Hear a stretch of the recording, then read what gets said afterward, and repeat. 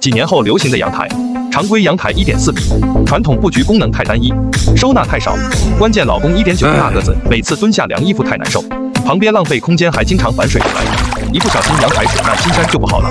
不如这样改：一、红砖砌地台，把下水管地排改成墙排，洗衣机下水口一定要正对着下水管，这样就不会反水了。水泥粉平结实牢固，太空铝板包面，就算是二舅妈在上面嗨起来，这个地台也非常牢固不摇晃，底下不反水，卫生好清洁。膝盖高度放免拉手抽拉板，就是放脏衣篮的置物平台，清洗衣服更方便，膝盖轻轻一顶就能轻松关上。利用下面空间延伸做耳柜，存满吝啬老公抢购的洗衣用品，使用也方便，关上门更整齐。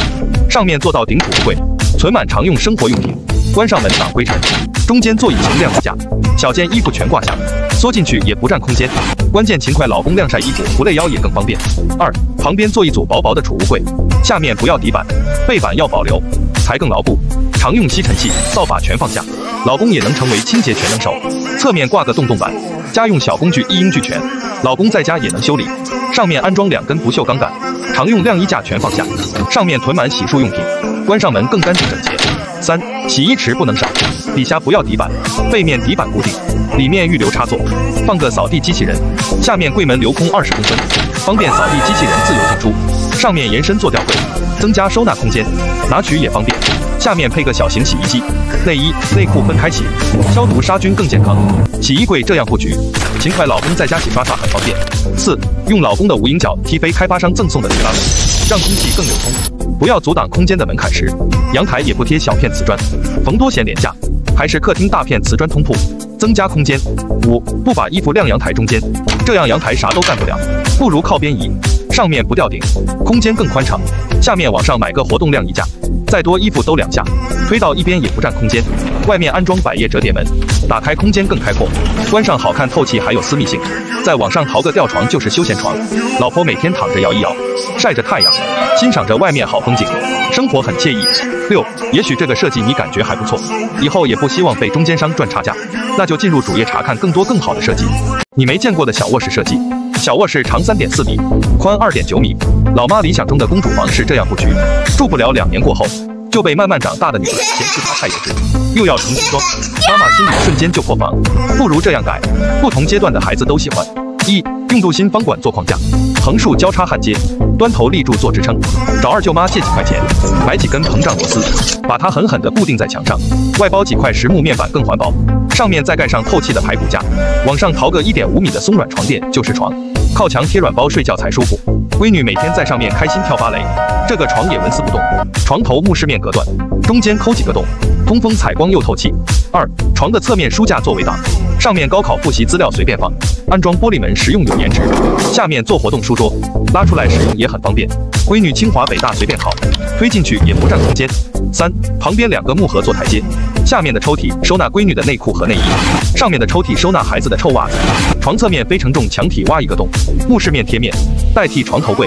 睡前养成阅读好习惯，开关插座装床头，关灯不用下楼梯，看手机刷视频也很方便。床上高度1.9米，老妈和闺女在上面来回走动，高度也足够高，关键不碰头。四、床底高度0.9米，做2个带滚轮的抽拉柜，前面柜子收纳孩子不常用物品，后面柜子收纳孩子换季的衣服也非常方便，关键抽拉不费力。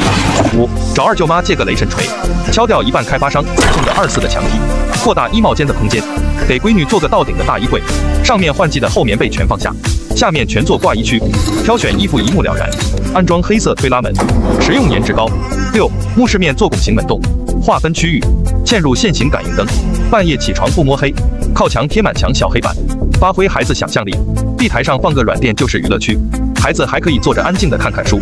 记得窗帘要安装在窗户里，更节省空间。这样的卧室满足不同阶段男孩女孩的需求，功能划分明确，简单时尚不过时。七、也许你觉得这个设计还不错，以后也不希望被中间商赚差价，那就进入主页查看更多更好的设计。你没见过的阳台设计，传统阳台宽1.5米，都是中间晾衣服，挡光挡视线。老公同事来家里做客，会客实在太尴尬，尤其是大风一吹，臭袜子、内衣、内裤刮得满地都是，到处凌乱不堪。老公彻底发怒了，为了挽回男人的面子，必须通通拆掉，重新改造。一、找二舅妈借个铁锄头，敲碎门头上面的黑土洞墙，把门洞高度平齐量，极窄黑色不锈钢包边，简单又时尚，顶上不吊顶，降低了层高，用简单的网红双眼皮走一圈。2. 用红砖砌框架，再把下水改成墙台，记得下水口一定要在洗衣机的正下方。几根50度新方管焊接框架，找二舅妈借几块钱买几根膨胀螺丝，把它狠狠地固定在墙上，在方管中间穿插几根螺纹钢，上面用水泥浇筑，红砖外面水泥砂浆抹平，外贴亮面大块瓷砖，形成整体。拖把池一定要记得留个隔水和排水，中间放常用的洗衣用品，拿取也方便。安装烘干洗衣一体机，使用也方便。上面定制陶瓷成品洗衣池，孩子每天穿的小白鞋和书包清洗很方便。关键吝啬老公冬天的大衣不用去干洗店了，在家自己都可以轻松洗干净。关键洗衣的水可以2次使用，老公每天开开心心打扫卫生，省下的钱可以砌几个洗衣台了。3. 去二舅老家搬9981块红砖砌一个地台，陶丽回填不空鼓，水泥砂浆粉平，盖上防腐木，地板结实又牢固，底下留个灯带，一下氛围满满。就算是孩子每天在上面跳绳打卡，空间也足够大，关键不扰民。4. 洗衣区不吊顶，安装晾衣杆，洗完直接晾，关键不占空间。外面木饰面隔墙，形成独立空间，侧面钢丝网固定，防止衣服被大风刮走。外面装个百叶折叠门，打开不占空间，关上就是独立的洗衣区，透气有颜值。5. 旁边做个倒顶茶水柜，老公喜欢的艺术收藏品和名茶随便放，中间做8个小抽屉，收纳贵重物，拿取也很方便。网上买个茶台就是舒服的品茶区。6. 窗户长4.1米，两边只能开2个小窗户，窗户太封闭通风差，不如安装这种大开启推拉窗，关键密封性也非常好，通风采光更舒服。外面装一个成品的伸缩晾衣架，天气好时晾个衣服，晒晒被子也非常方便。阳台这样装，老公的同事来家做客，老公面子十足，开心的喝着茶，惬意的看着窗外的风景，这就是生活。7. 也许你感觉这个设计还不错，以后也不希望被中间商赚差价，那就进入主页查看更多更好的设计。几年后流行的卧室，醉酒的老公喝得昏天黑地，天旋地转的回家，躺床就呼呼大睡，雷都打不醒，打鼾声吵得老婆焦躁不安，特地惹怒了漂亮的老婆，一不小心吓得滚下床。天生我才决定这样改。1. 卧室长3.9米，宽3.3米，顶上用双眼皮石膏线划分区域。老公找二舅妈借了个铁钉耙和拉板车，用铁钉耙砸掉开发商赠送的小飘窗。为了睡个安稳觉，老公爆发了洪荒之力，直接用板车拉走碎石，空间瞬间就变大。2. 靠窗焊接一圈钢架，中间横竖焊接更牢固。找二舅妈借几十块钱，买一堆膨胀螺丝，把它狠狠地固定在墙上，提前安装好地暖、水泥浇灌，传热更快更均匀。上面铺上环保木饰面，再去网上淘2个松软床垫就是床，靠墙木饰面贴面，睡觉才舒服。上面灯带搭配乳胶漆，简单又时尚，就算外面零下几十度，怕冷的老婆一个人睡觉一样也香香。中间买个成品小茶台，两口子心平气和时，一边喝茶一边自我检讨人生。不用了，放在一边就是床头柜，关键是岳母娘来查岗，可以秒变一张双人的大床。